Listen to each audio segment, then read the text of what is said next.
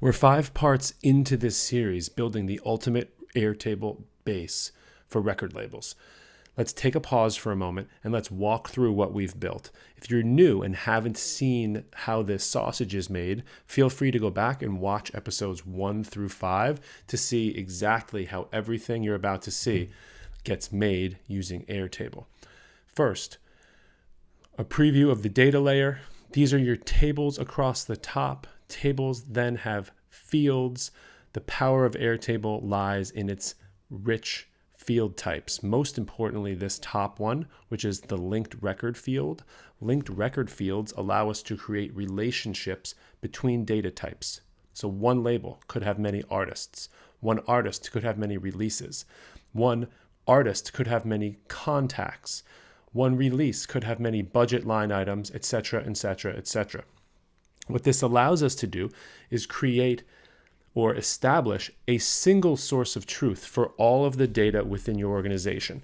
So if the A&R department needs to know the release schedule and have custom tools built around their workflows, they're looking at the same release schedule at all times as the marketing department, digital, publicity, radio.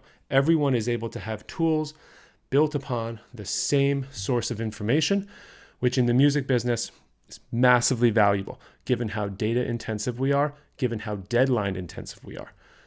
All right, next, let's breeze by the automations layer here. So Airtable provides you the ability to create custom automations. You're going to see some of these demonstrated in the walkthrough in just a moment, but I wanted to show you generally how easy and intuitive this process looks and feels, and then we're going to go into the interfaces. The first thing we've got here on the upper left is a release schedule. Releases are grouped by weeks. To the extent that your release comes between Saturday and the following Friday, we, using fancy formula writing and an automation, are able to assign that record to a reporting week. So for instance, this week, July 26, 2024, we have 7 releases. But if I were to change the date of one of them to say, instead of coming on the 23rd, it comes on the 30th, it's going to trigger an automation over the course of the next maybe 20 to 30 seconds. That automation will kick in and you'll see, there you go, boom. Laura Gear now moved to a new reporting week, given the fact that the date changed from the 23rd to the 30th. That is one example. You've got your headline attributes here. So format, status, a checklist of items to the extent that you want to indicate or otherwise display for your team whether things are completed, like the artwork, the master, the pitch, the label copy, whatever this stuff means to you. But by way of demonstration, we've made these single select tick boxes. Who is the A&R on this project and who is the project manager? That information is not being typed in like it might in a spreadsheet. It's being brought in through the relationships that we've already established in the data layer. For instance, any release by Helen Diamond, we know, or the system knows, should be displayed with A&R Michael Farrell, project manager David Lynn. So you come down here to another Helen Diamond release that's coming next week, and you've got the same people, again, because the system knows who to assign or who is already assigned to those roles by artist. Clearance progress here is extremely powerful and valuable.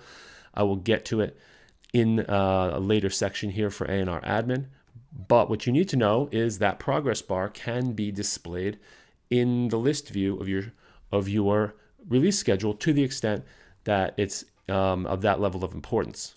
Each release has a detail screen. Detail screen can include anything you want. Here's some of that headline information you saw in the list view. Here's a child table of all of the tracks that are on this EP. We could even go further to click into these tracks to the extent we wanted to see detail of those. And then we could have a summary of the budget information. So the budgets that are allocated to this release, the budgets that's been spent on this release. This is something that we're going to get to in a minute in the finance section, but the demonstration here shows that you can see both the child record table of all of the budget line items assigned to this release and the summary level information of how much we've spent by bucket versus what's been budgeted to us. I think that's super powerful with regards to any frontline marketer or digital person or A&R person who's out there needs to know if they have the funds to spend against their projects, initiatives, ideas, etc.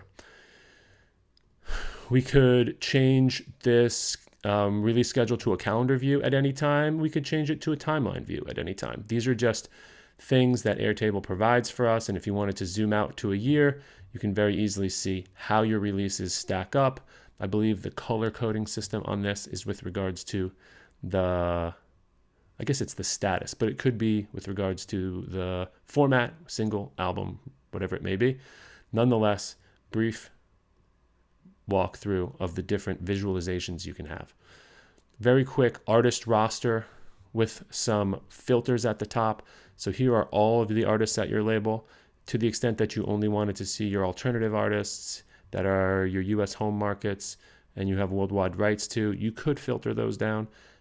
Artists have a detail screen as well. Click into their socials. You can have a long text field for a North Star mission statement. Working documents is an attachment field. You can put your marketing plans there. You can put any treatments or whatever it may be that you think the company should have access to. You can assign team members here. So this is what I was talking about with regards to the system knowing who is assigned. So let's put another A&R on this project, David Harding. And now you see David's name just shows up here.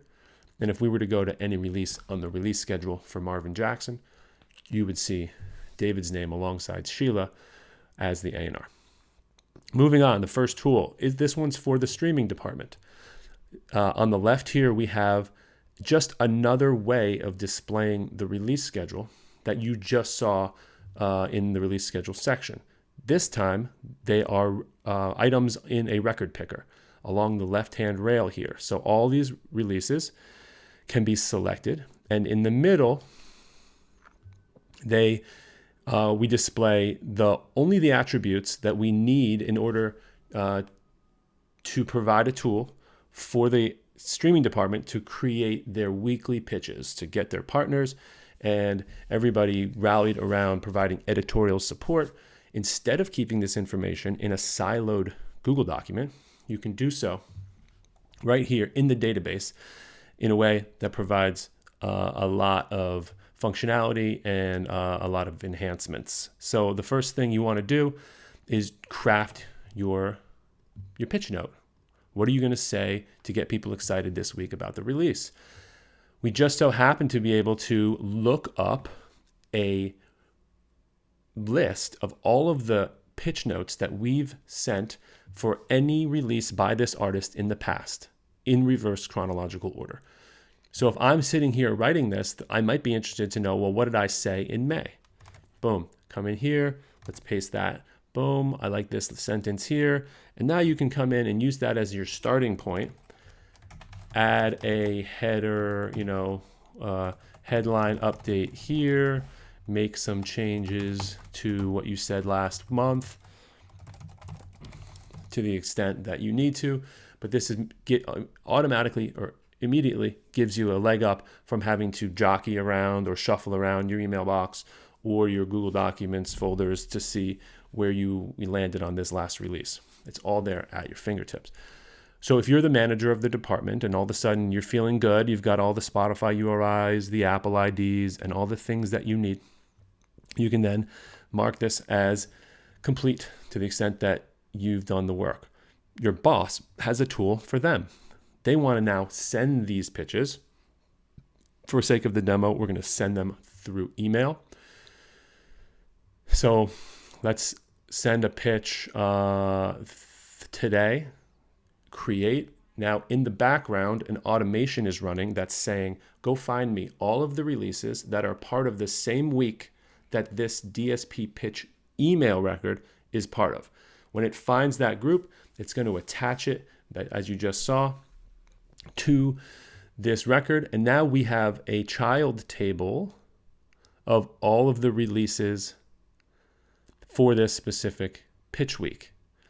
I can go down here very quickly and see to what extent, or preview to what extent this is going to what it's going to look like in the email. And if I want to make a change, for instance, I see that the folks who work for me made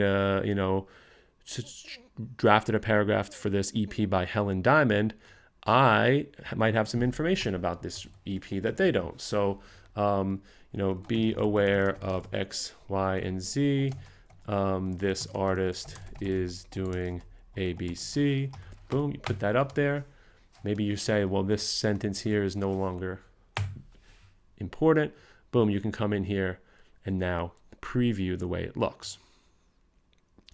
Once you have this looking the way you want, you hit the send pitch button.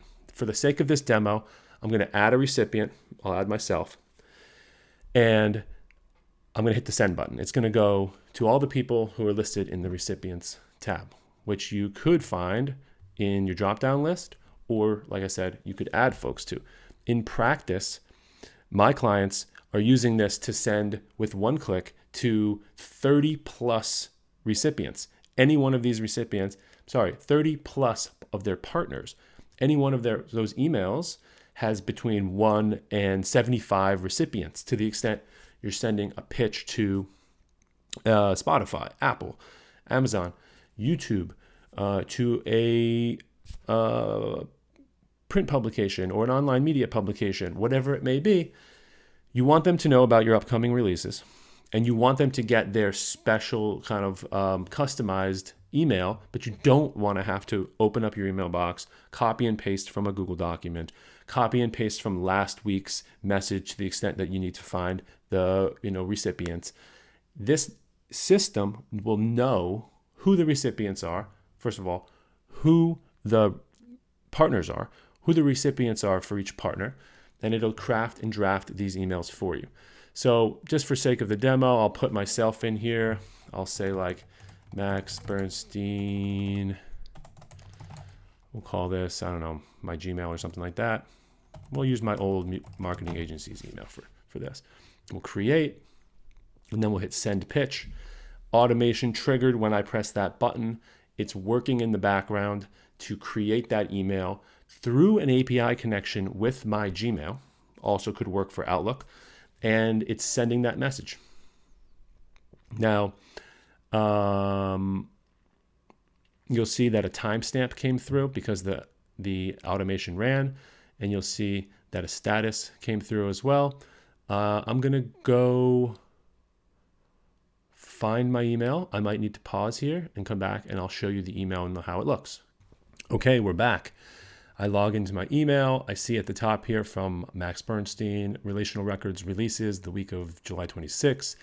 Click in.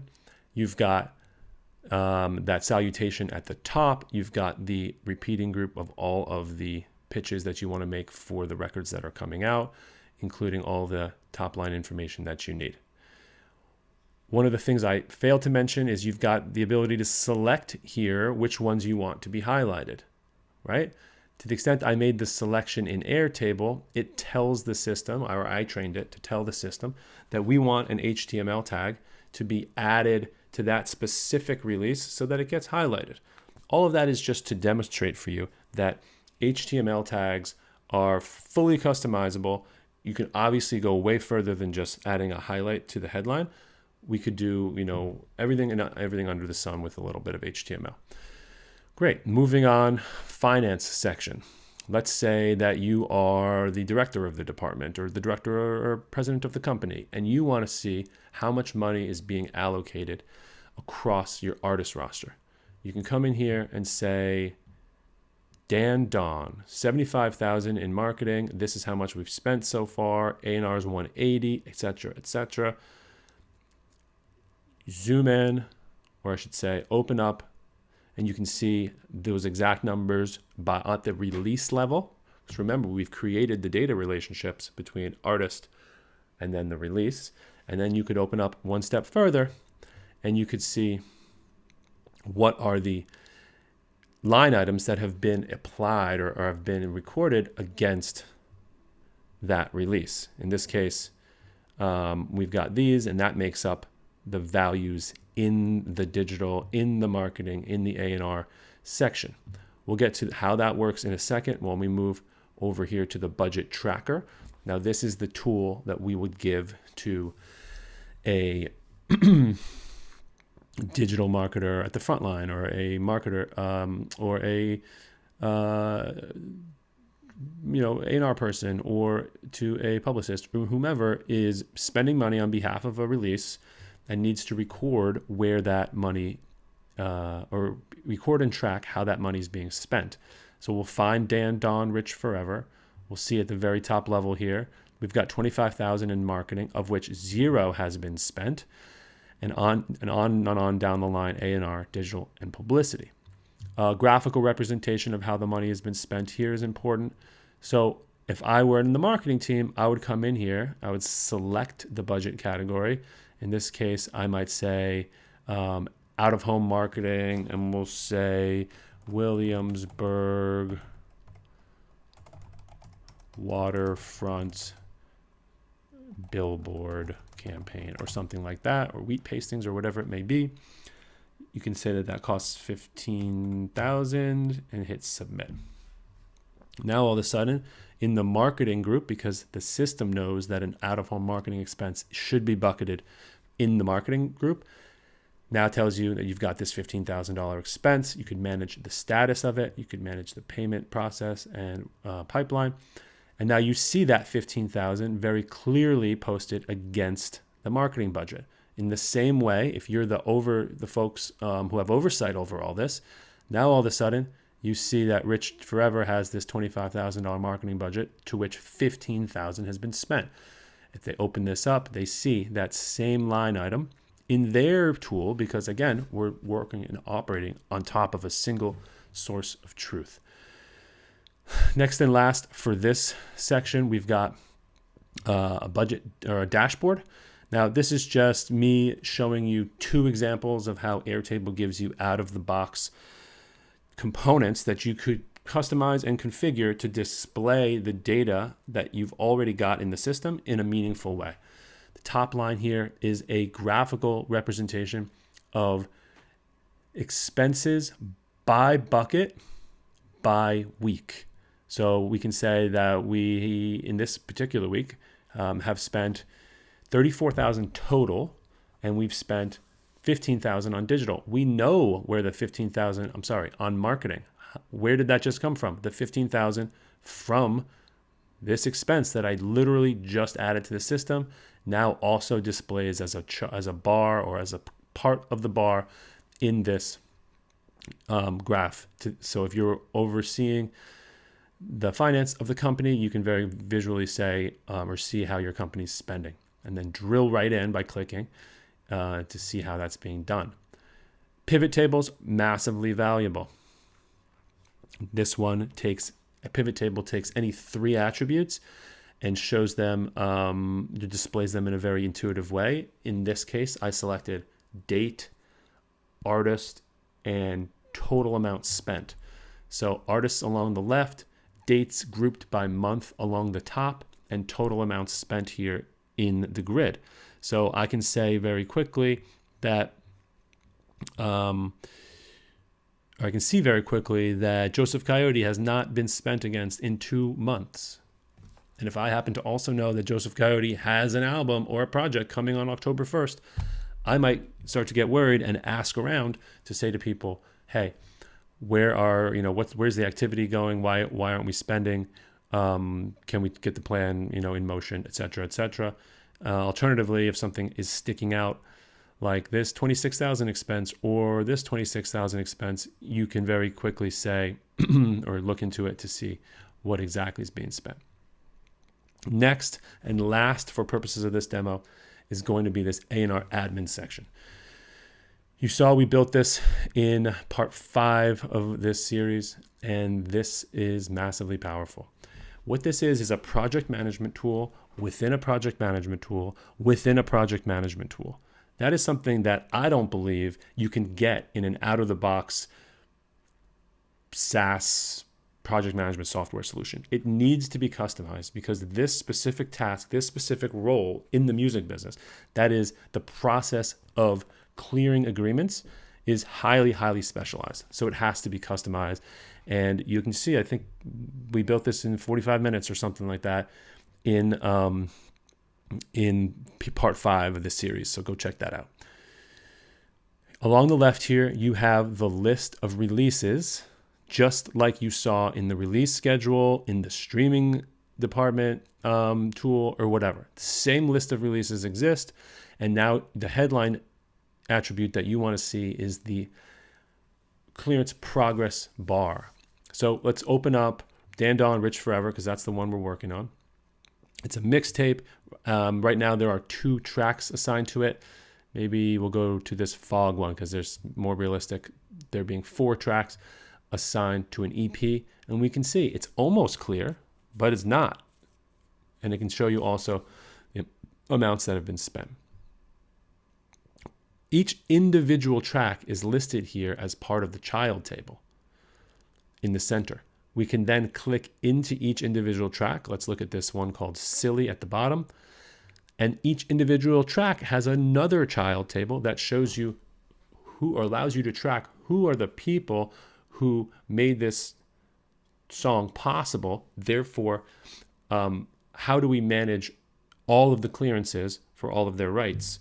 Kenneth Edwards being the producer, Bobby Rice the mixer, Paige Rosario mastering, Travis Wilson is the main artist himself.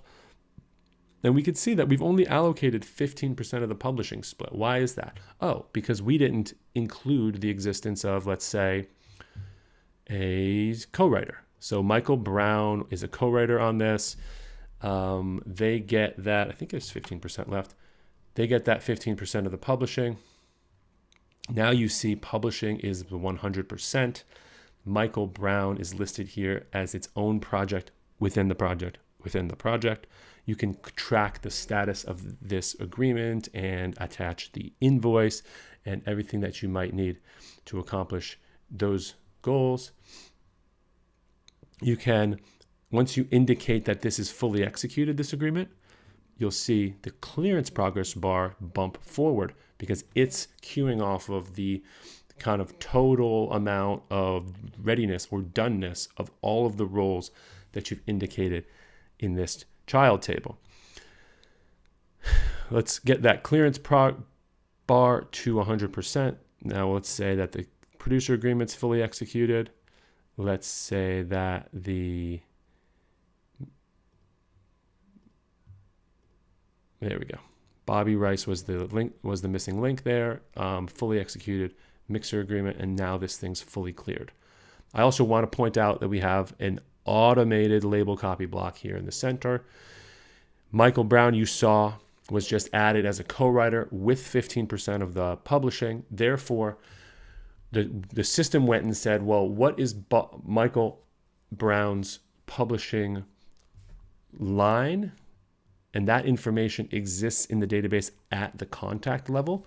Bring that data in, roll that data up through to this roles section, and put the percentage that they are owed or that they are granted in front of it. Add that line to the label copy block, which prior to this only had Kenneth Edwards and Travis Wilson. But then once you add that 15%, you see it went away. You add that 15% to this line, the system knows to go get that information and put that information right here for you guys to be able to copy and paste into any sync licensing pitch or disco playlist, whatever that you need. Each one of these roles has its own detail screen where you could edit that information, you could add the attachments, but most powerfully, you could add interactions. You could say, because remember, you have to spend time tracking the progress of clearance of each one of these things. So you might come in here and in your efforts to try to clear this Kenneth Edwards producer agreement, you might have had an email exchange with the lawyers, whatever. You can say got connected with attorneys, and that happened on July 1st. Okay.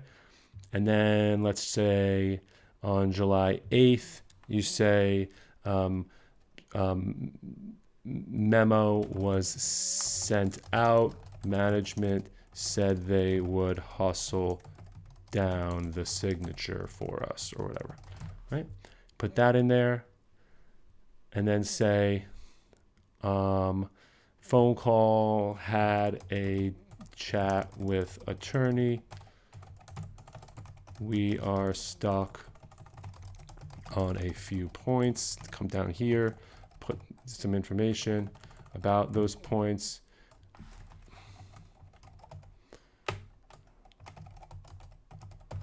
Boom, create.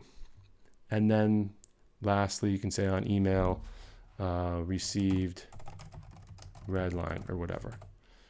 And that was today. So now anybody coming into the detail screen for this specific role, let's say hypothetically this was still stuck in memo out, and they're saying, look, we have this thing, we have this track, it needs to be on the project, the project's coming this week or next week or whatever.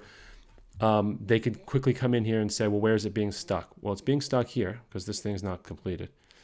And then why is it being stuck? Well, this is the paper trail of all of the conversations that my team has been having to get this thing through the hoop. And then maybe you decide that you have to pick up the phone or whatever and make something happen. Project management tool within project management tool within project management tool. I'll give you one more quick one.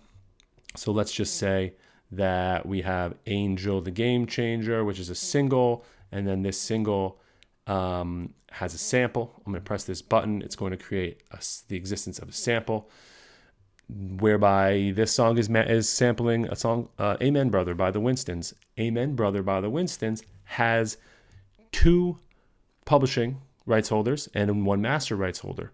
We need to give the publishing rights holders $25,000, the master rights holder $25,000. Master gets some royalty, and everybody gets a little piece of the publishing, which in this case adds up to 35, which gets us almost all the way there. We give that extra bit to the main artist. Now we're at 100. We start to clear these things, and you have a sub clearance bar just for that sample, and that plays into the overall clearance bar, and we should have a fully executed fully cleared track now displayed very neatly here, here, and here. I'll leave it there. Thanks for watching the demo. I hope this was valuable and helpful.